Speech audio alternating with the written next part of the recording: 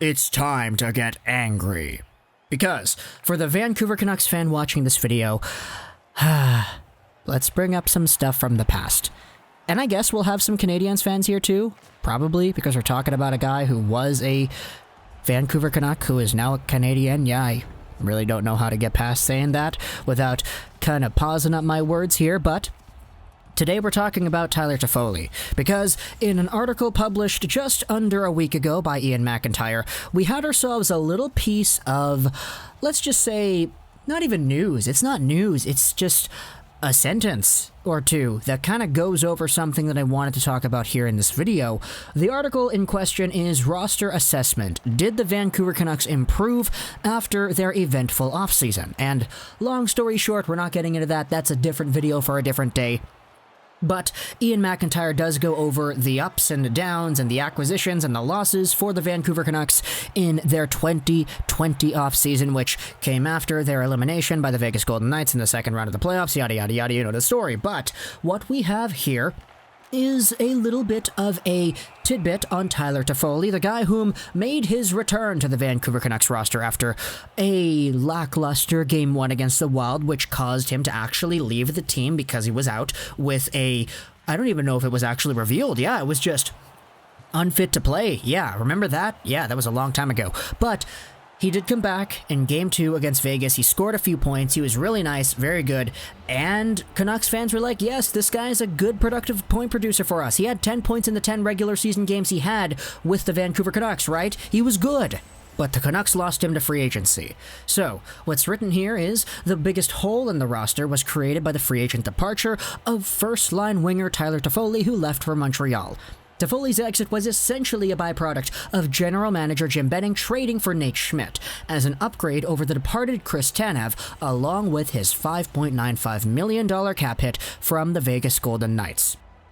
Okay, so this is saying that the Canucks lost Toffoli, and one of the reasons they did was because they traded for Schmidt, which gave them a big contract, which eventually led to them not having the cap space to re-sign Tyler Toffoli to a contract that is very, very good. I'm going to be honest, if the Canucks signed Toffoli to what the Habs did, my gosh, Canucks fans would have been over the moon.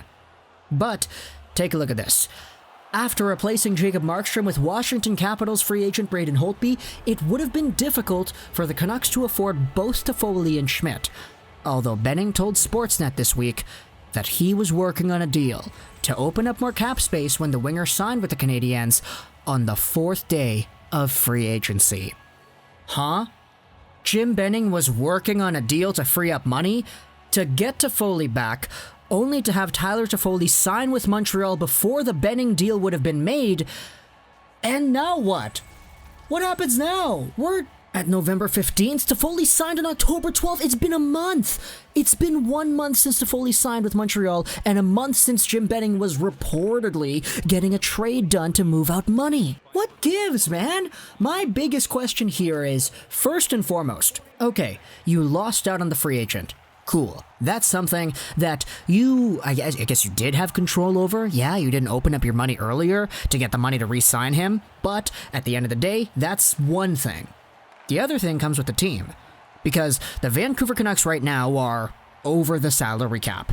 Yeah, they have about $1.5 million to actually shed. Who knows if putting someone in LTIR is going to get that done. We are yet to be seeing that plan go forward. But if the Vancouver Canucks were working on a deal 1 month ago to move out money, what happens now?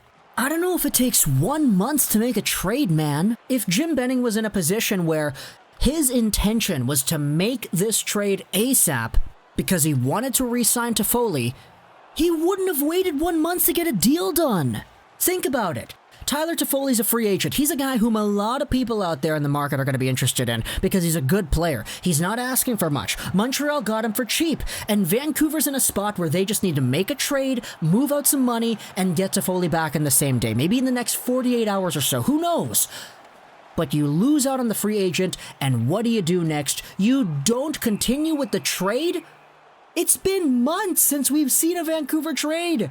They haven't done anything in this offseason in terms of that respect. They haven't bought anybody out. They haven't placed anybody on the LTIR. They haven't made any trades. Even at the draft, they didn't trade for anything. Jim Benning said a year ago that he wanted to trade for a first or a second round pick.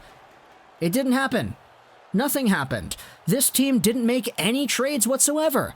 And it's a weird conundrum to me to take a look at the fact that the Canucks were looking to make a trade to move money before Tyler Toffoli signed somewhere in order to sign Toffoli. And after you end up losing out on Toffoli, you don't continue with the trade negotiation that you had beforehand. You still need to move out money. There are still some nice free agents on the market. We know there are defensemen out there who might be able to come to Vancouver. There's a Mike Hoffman who is still available. Say what you want about whether or not he would come to Vancouver. But the point is, the Canucks still need to move money. Why haven't they done it yet? If they were in a position to really want to get the pedal to the metal and do it sooner rather than later, back when Toffoli was a free agent, where's that desperation now? Why does it change when Toffoli is gone? Why does it change when there are still so many other players out there who would be valuable and who would do stuff on this Canucks squad, even if it's just a one-year deal? People are signing one-year deals nowadays, right? Flat cap, we know what's going on. And a completely other question comes from the foresight. Because if Jim Benning was in a spot where he kind of knew that all this stuff would have gone down, like, where's the planning? Back at the draft, man. You guys are talking about all the players you have and all the things you need to do. Why don't you trade away somebody at a time when you could have used it sooner? Why don't you make that money-moving move before, when you're still trying to re-sign Tanev and Markstrom and all that? Look at how bad the Canucks cap situation is right now, and they didn't even keep Tanev, Markstrom, or Stetcher, bro.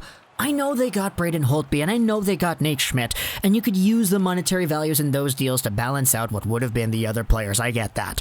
But you could not have seen this coming? Are you serious? The Vancouver Canucks wouldn't have been a hockey team that lost out on Markstrom, Tanev, Toffoli, Stetcher, etc., and they would not have been able to get any replacements. That's not going to happen. They're going to get players on the team, whether it's Markstrom or whether it's Holtby, whether it's Tanev or whether it's Schmidt, and they're going to be in a position where they're going to need to give some of these guys money. So how come there was no foresight? How come there wasn't a deal done earlier? How come there was no desperation there?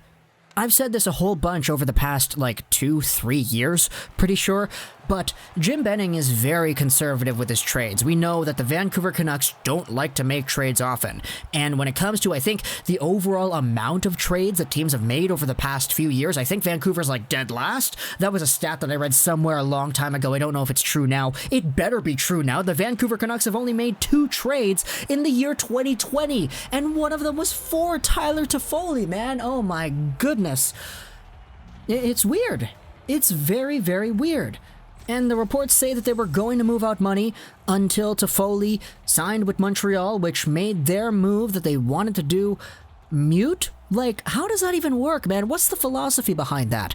I get that now, today, there's a weird market where players are not signing anymore, teams aren't making any trades, they're waiting for the certainty of the league when it comes back, how many games are going to be played, escrow, all that stuff, the money you pay out to the players. I get that people are waiting for that. But there still is a problem in my mind taking a look at how this Canucks team is assembled on paper and how much money there is put into this bottom 6, man.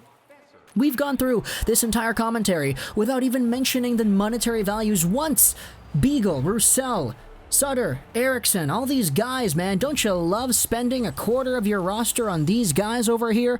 I do. I mean, I don't, but yeah, it's kind of what we have here, eh? Ugh. I don't know how to feel about this anymore. I'm just so hopeful that the Vancouver Canucks are able to do something. Anything. We know they need to do something because they're over the salary cap. Put Ferland on LTIR. Give us something to talk about here. But yeah, it's just kind of whack just taking a look at how they were in the market for Toffoli, and we know what they lost out on when they let Toffoli go. This forward core got what, better? No, they didn't get better. They lost out on Toffoli and they added Jace Hauerluck. Say what you want about Hauerluck. I get that he's a nice, valuable piece, but Toffoli, man. Tyler Toffoli.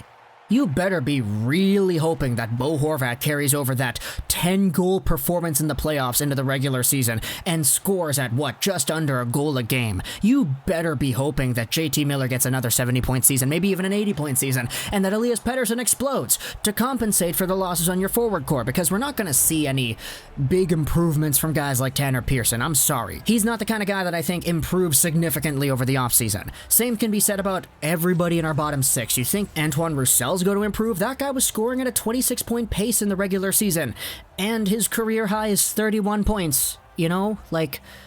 Man, I gotta end this commentary off here. I'm just kind of getting mad. Talk to me in the comments what you think. Hope you enjoyed this British Rose 99. And bye.